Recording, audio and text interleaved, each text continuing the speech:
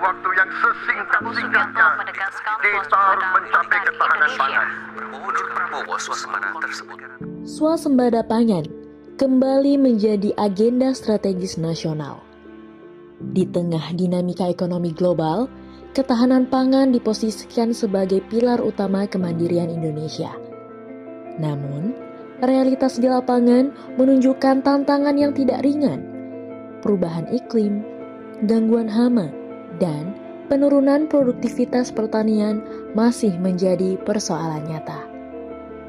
Sebagai negara agraris, kondisi ini menuntut penguatan sistem pertanian yang tidak hanya berkelanjutan, tetapi juga mampu beradaptasi dengan tantangan zaman. Kalau sini model tanamnya gimana Pak? Masih tradisional nanam orang begitu, banyak orang gitu?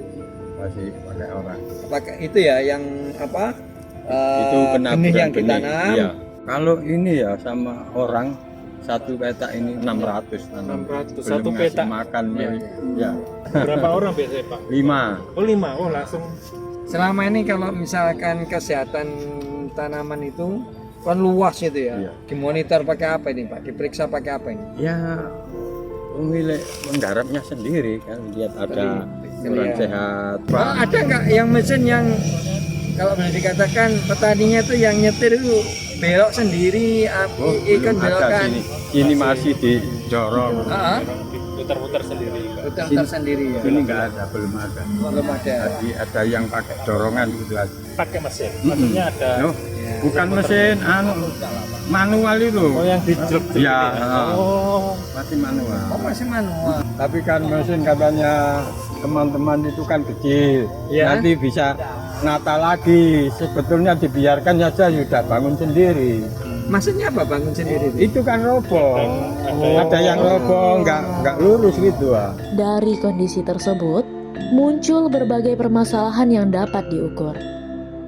Pola tanam tidak seragam, jarak antar bibit tidak konsisten, deteksi hama dan stres tanaman sering terlambat. Sebagai upaya membantu petani, teknologi robot penanam padi atau planter telah dikembangkan dan diuji sebelumnya. Robot ini mampu membantu proses tanam, namun hasil uji coba lapangan menunjukkan masih adanya keterbatasan dalam pengoperasian dan hasil penanaman. Melalui pendekatan Living Lab, teknologi ini tidak berhenti pada versi awal. Robot menanam padi kemudian diperbaharui. Kini, robot mampu bermanuver dan berbelok dengan lebih lancar. Pengoperasian dapat dilakukan melalui kendali jarak jauh, sehingga operator tidak perlu turun langsung ke sawah. Mekanisme penanaman juga disempurnakan. Hasilnya, jarak antar bibit menjadi lebih konsisten, lebih rapi, dan lurus, mendukung pertumbuhan tanaman padi yang lebih optimal. Pengembangan ini tidak hanya berfokus pada proses tanam. Drone digunakan pada fase pertumbuhan hingga menjelang panen untuk memantau kondisi visual tanaman. Kedua sistem ini dirancang dapat dijalankan secara terpisah, menyesuaikan momentum dan kebutuhan petani di setiap fase budidaya. Dalam pengembangan teknologi ini, Living Lab didukung oleh mitra industri yang memiliki kapasitas manufaktur dan rekam jejak yang jelas.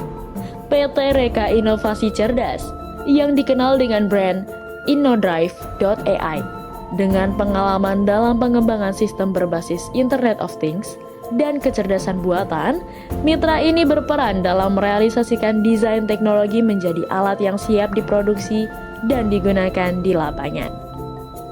Melalui pendekatan ini, program dikembangkan sebagai ekosistem Living Lab yang mempertemukan petani sebagai pengguna utama, mitra industri dan perguruan tinggi, serta pemerintah melalui Kementerian Pendidikan Tinggi, Sains, dan Teknologi dalam satu ruang pengembangan, pengujian, dan pembelajaran bersama.